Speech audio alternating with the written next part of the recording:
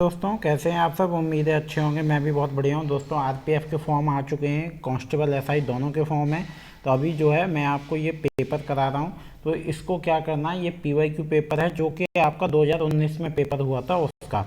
और दोस्तों ये एसआई कांस्टेबल का एसआई का पेपर है ये, बल्कि ये क्वेश्चन कांस्टेबल में भी आते हैं। तो ऐसा नहीं है कि एसआई का है तो सिर्फ एसआई वाले ही देखेंगे। दोस्तों उम्मीद है कि आप वीडियो को एंड तक जरूर देखेंगे। तो देरी ना करते हुए बहुत ही कम समय में मैं आपको बहुत अच्छे प्रश्न करा दूंगा और पूरा सेट मैं आपको कल से कराना शुरू करूंगा। दोस्तों कुछ दिनों बीच में वीडियोस नहीं आ पाई, उसके लिए मैं आपसे माफ़ी चाहूँगा। तो चलिए शुरुआत करते हैं।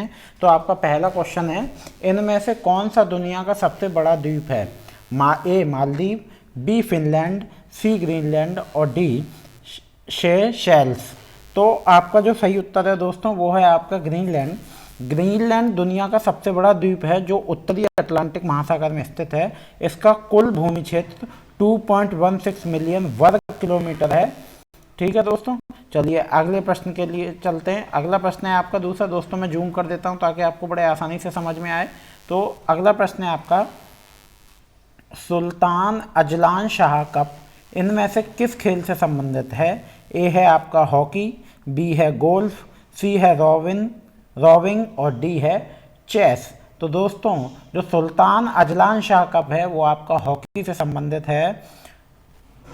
यह मलेशिया में आयोजित किया जाने वाला एक वार्षिक अंतर्राष्ट्रीय हॉकी प्रतियोगिता है जिसकी शुरुआत दोस्तों 1983 में हुई थी, 1983। हॉकी, आगा खां कप, वेलिंगटन कप और नेहरू ट्रॉफी और सुल्तान अजलान शाह। फुटबॉल में आपका संतोष ट्रॉफी और डुरंड कप। और क्रिकेट में आपको पता ही है रणजी ट्रॉफी, ईरानी ट्रॉफी और देवधर ट्रॉफी। तो दोस्तों यहाँ आपका हॉकी के साथ साथ मैंने आपके 2-3 गेम्स के और कप बता दिए। अगर आपसे इनमें से प्रश्न बनता है तो आप उत्तर जल्दी से जल्दी दें। चलिए अगले प्रश्न की ओर चलते हैं। समय अवधि का सूत्र क्या है? दोस्तों तो समय अवधि का सूत्र होता है 1/, आवृत्ति। ठीक है, तो डी ऑप्शन आपका यहाँ पे सही हो गया। चलिए अगले प्रश्न की ओर चलते हैं।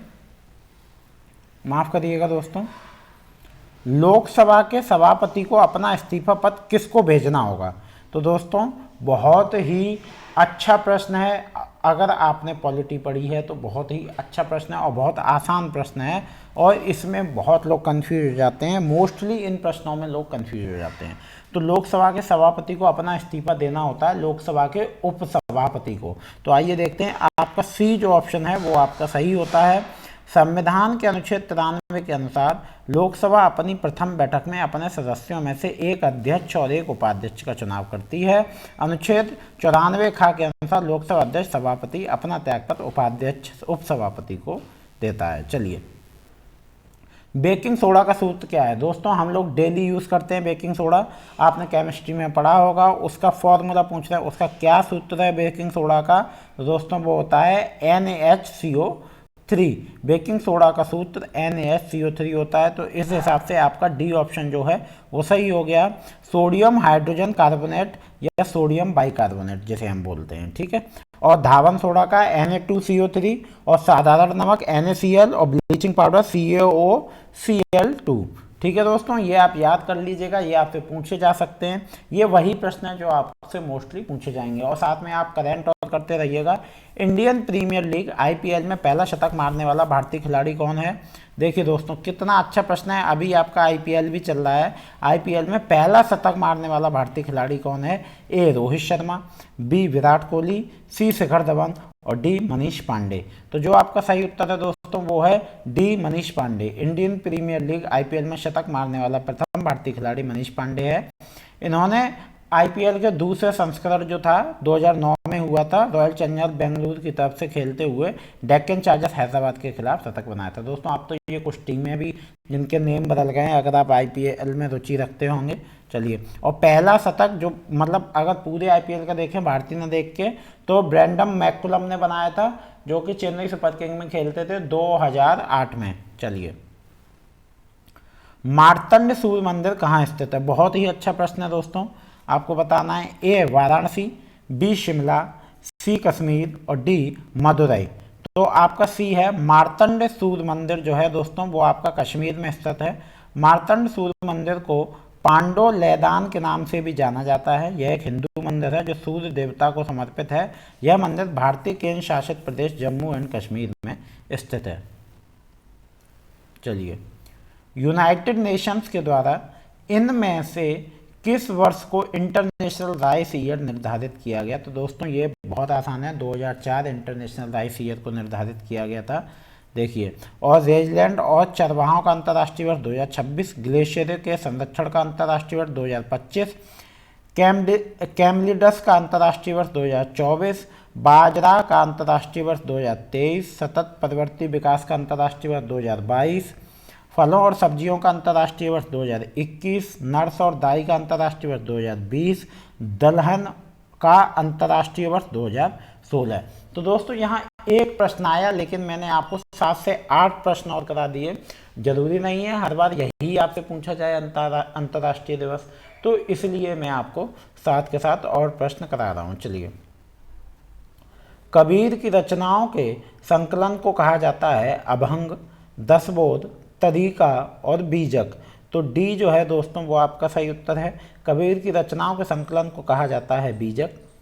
देखिए, और साखी कबीर की शिक्षाओं और सिद्धांतों का विवेचन है। सबद कबीरदास के पदों का संकलन है। और रमैनी, इसकी रचना चौपाइयों में हुई है। कबीरदास के रहस्यवादी एवं दार्शनिक विचारों की अभिव्यक्ति इसमें हुई है। चलिए, हरभजन सिंह का उपनाम क्या है? The wall, Jammy, flying man, the terminator. तो दोस्तों हरभजन सिंह का उपनाम जो है वो द टर्मिनेटर है। चलिए, अगला प्रश्न है,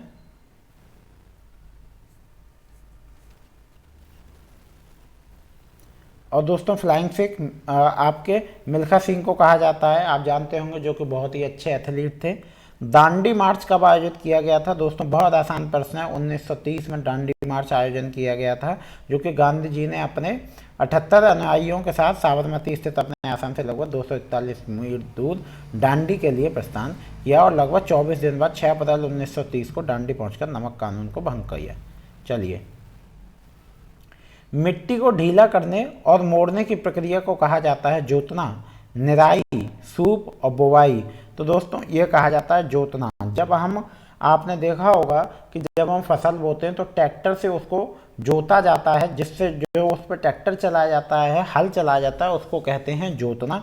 और उसमें तब वो मिट्टी बहुत नरम हो जाती है, वो ठोस मिट्टी नरम हो जाती है, तब हम उसमें बीज फसल बोते हैं। चलिए, अगला प्रश्न है, रंगपुर विद्रोह कब हुआ था?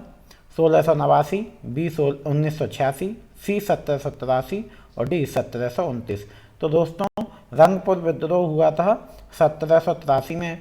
और दोस्तों विद्रोह की जो शुरुआत हुई थी वो 18 जनवरी से हुई थी, जब किसानों और जमींदारों ने रंगपुर में काकीना, काजीरहाट आदि पर नियंत्रण कर लिया था। अगले प्रश्न की ओर चलते हैं दोस्तों। देखिए, मैं आपको बहुत जल्दी प्रश्न करा रहा हूँ ताकि आपका समय बचा रहे। भारत में नई विदेश व्यापार नीति की घोषणा वर्ष के लिए की गई है 2016, 21, 2017, 22, 2014, 19, 2015 और 20।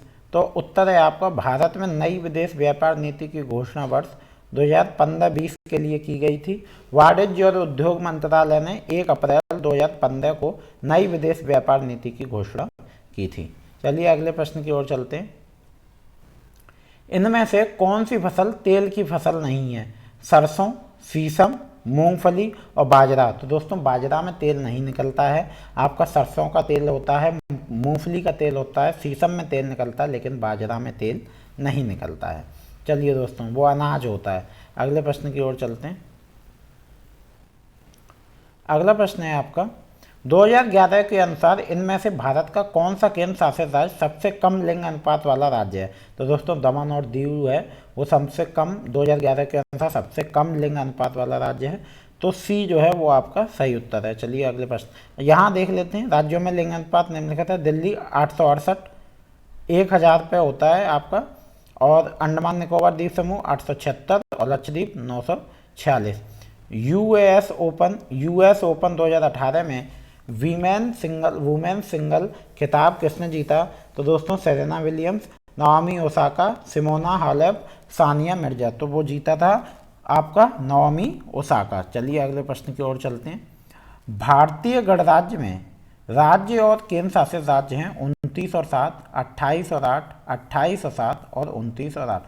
तो दोस्तों ये प्रश्न में अभी चेंज हुआ है आपको, पहले एक राज्य बना फिर वो केंद्र शासित हो गया। चलिए अब आप मुझे इसका उत्तर कमेंट में करके बताएं कि इसका सही उत्तर क्या है। 7वें सेंट्रल पे कमीशन के चेयरमैन कौन है? M K Jain, N S Viswanathan, S Gurumurthy, Ashok Kumar Mathur. तो दोस्तों 7वें सेंट्रल पे कमीशन के चेयरमैन कौन है? आपके डी सही उत्तर है अशोक कुमार माथुर। केंद्र शासित प्रदेश पुडुचेरी में कितनी लोकसभा संसदीय निर्वाचन क्षेत्र सीट है? 3, 1, 2, 4। तो आपका सही उत्तर है दोस्तों 1। दिल्ली में 7 हैं, जम्मू कश्मीर में 5 हैं, पुडुचेरी में 1 है, चंडीगढ़ में 1 है, दादरा नगर हवेली दमन एंड दीव में 3 है, अंडमान निकोबार द्वीप समूह में 1 है, लक्षद्वीप में 1 है। तो दोस्तों यहाँ आपके मैंने 20 प्रश्न करा दिए हैं और मैं अब डेली आपको पूरा सेट कराऊंगा। उम्मीद है दोस्तों वीडियो आपको अच्छी लगी होगी। मिलते हैं अगले वीडियो में। राधे राधे, धन्यवाद।